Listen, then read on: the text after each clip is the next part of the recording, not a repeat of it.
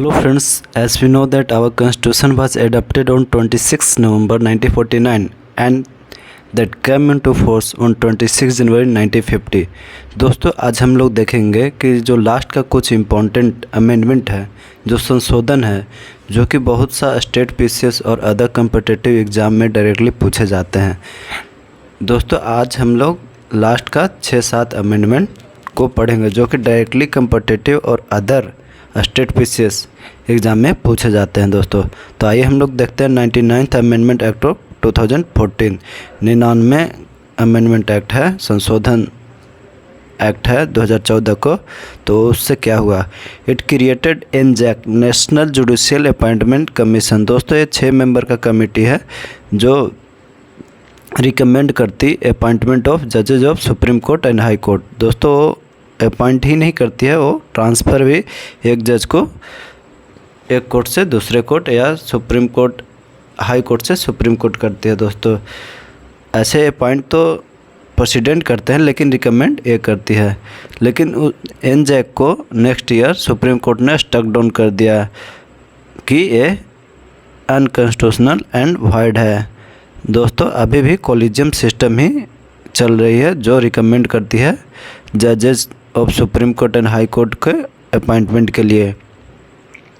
Constitution bench of supreme Court by 4:1 majority upheld the collegium system and struck down National Judicial Appointment Commission. तो दोस्तों हम लोग जान गए कि 99th अमेंडमेंट था और रिलेटेड था एनजैक से, नेशनल जुडिशियल अपॉइंटमेंट कमीशन, जो कि सुप्रीम कोर्ट ने स्टक डाउन कर दिया, उसको अनकॉन्स्टिट्यूशनल घोषित कर दिया 2015 में।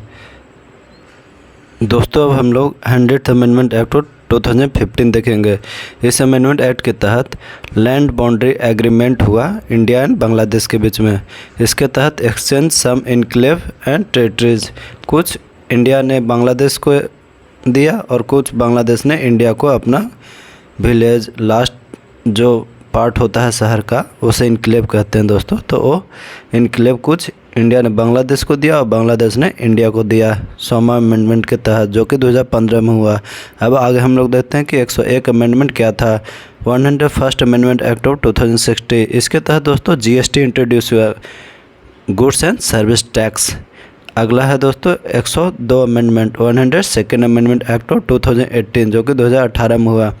Constitutional status was granted to National Commission for Backward Classes. इसके तहत दोस्तों एनसीबीसी, जो कि National Commission for Backward Classes कहलाता है, उसको एक कॉन्स्टिट्यूशनल स्टेटस दिया गया।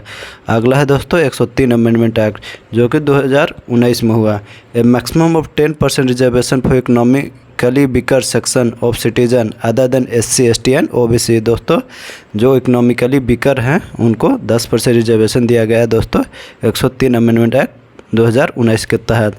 ऐसे ये रिजर्वेशन 10% इकोनॉमिक बैकग्राउंड पे 1992 में भी दिया गया था दोस्तों, नरसिम्हा राव की गवर्नमेंट के समय, लेकिन उसको सुप्रीम कोर्ट ने स्टक डाउन कर दिया कि ये अनकॉन्स्टिट्यूशनल है। अब हम लोग दोस्तों जानेंगे कि 104 104th अमेंडमेंट क्या है।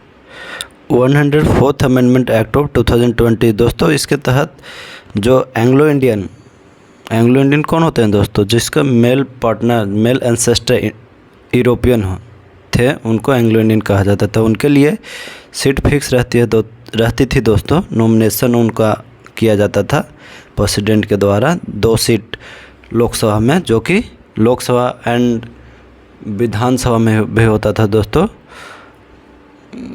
लोकसभा एंड विधानसभा मतलब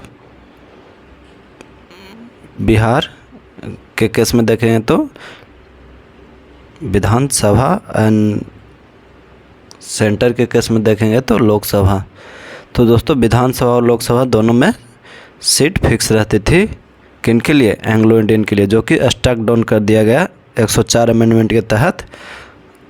लेकिन SC ST के लिए जो रिजर्वेशन थी उसको बढ़ा दिया गया 2030 तक। 2020 में दोस्तों ख़त्म हो रही थी तो उसको बढ़ा दिया गया 2030 तक। जैसे फॉर एग्ज़ाम्पल MP का इलेक्शन में, पार्लियामेंट के इलेक्शन में गया से दोस्तों ये फिक्स रहता है सीट SC के लिए, तो अब 2030 तक बढ़ा दिया गया। अब आगे हम लोग देखेंगे 105 amendment 105th amendment act of Indian constitution. It restore state government power to prepare the socially and educationally backward classes list. जो social and educational backward classes हैं उनका लिस्ट बनाने के लिए पावर दे दिया गया स्टेट गवर्नमेंट को, जो कि ये पावर 102 अमेंडमेंट के तहत नहीं था, अब 105 अमेंडमेंट के तहत मिल गया। थैंक यू दोस्तों।